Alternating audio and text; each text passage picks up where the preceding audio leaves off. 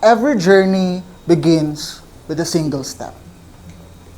It may be small, quiet, almost unnoticed, but it matters.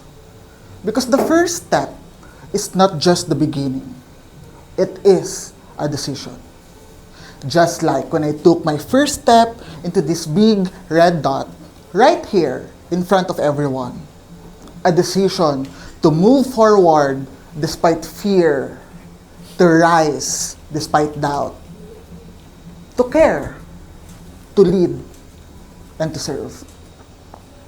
Because in every aspect of life, whether it's hoping, helping, or healing, that first step is what sets change in motion. Now let me take you back, not to my first step as a baby, but to the real first step that I took as a person moving forward in life. Back in college, I was that student, the one who always strived to excel in academics, in leadership, in community service. I wore many hats, carried many titles, and with them came high expectations. People look at me and said, "Kaya mo yan. You've got this." But the truth, I didn't always feel like I did. When I was reviewing for the boards to become a nurse, I hit a wall. For the first time, the pressure wasn't pushing me forward. It was crushing me. I couldn't sleep. I couldn't focus. I began to fear failing. I began to fear failing the people who believe in me. So I paused. I breathe. And in that quiet space of uncertainty, I prayed. Sabi ko, "Lord, let me pass this exam and I promise I'll give everything back to the community." That was my first real step. Not just toward success, but toward purpose. A month later, I passed. And before 2022 ended, I took another step. The Yapak ng Pangarap.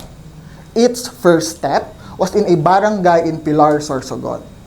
Its beginning was as simple as a pair of slippers. All of us know of it to cover our feet and soles. And Filipinos made slippers their own. Our parents as pamalo, or children as pamato for tumbang preso.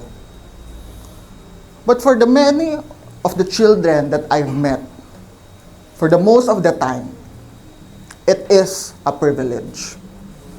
Ordinary for the most of us, but for the children we serve, they were symbols of hope, dignity, and help. Before I knew it, Yapak ng Pangarap made a giant leap towards everything I truly wanted to be. A nurse, a public health advocate, a person.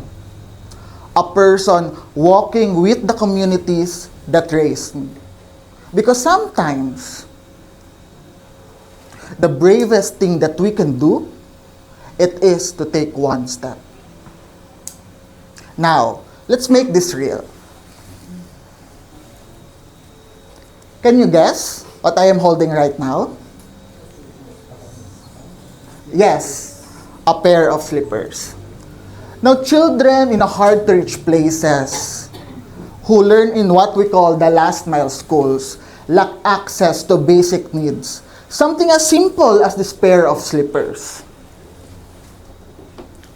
Pencils, notebooks, or other essential learning materials. There, children don't even own a single pencil or a piece of paper. Now, according to the World Vision, Filipino families spend over 51% of their monthly salary just to afford the basic school need like pencil and paper.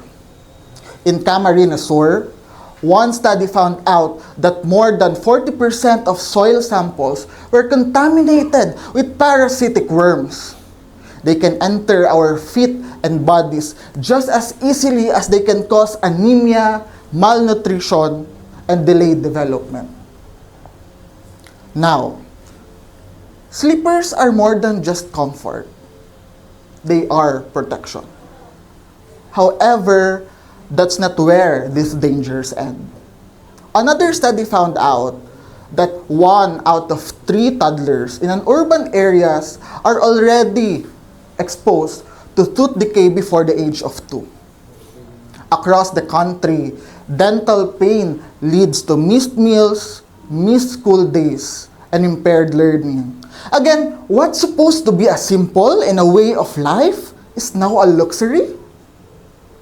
Making these changes at the grassroots level at that are now essential. The children who should be playing and learning are instead of what? Being exposed to germs, infection, and the deep consequences of inequality. In isolated communities, classrooms are overcrowded, textbooks are outdated, or even shared by multiple students. Sanitation is inadequate. Malnutrition is widespread, hindering both attendance and learning. Then I realize, what we often see as ordinary, others see as extraordinary. A pair of slippers may not change the world. Toothbrush or toothpaste may not solve world hunger, or knowing how to wash our hands won't solve everything, but it can definitely change someone's world. Here, you can see the power of the first step, not only in public health or in education, but in everything that we do, whether it's reaching out, showing up, or choosing to care. That small act can lead to a meaningful change. That first step often makes all the difference. This is why we must both comfort the disturbed and disturb the comfortable to break the cycle of inaction from the places of privilege. These realities became the step of motivation to continue Yapak ng Pangarap. Even until today, we are powered by our volunteers. We are grounded with one belief: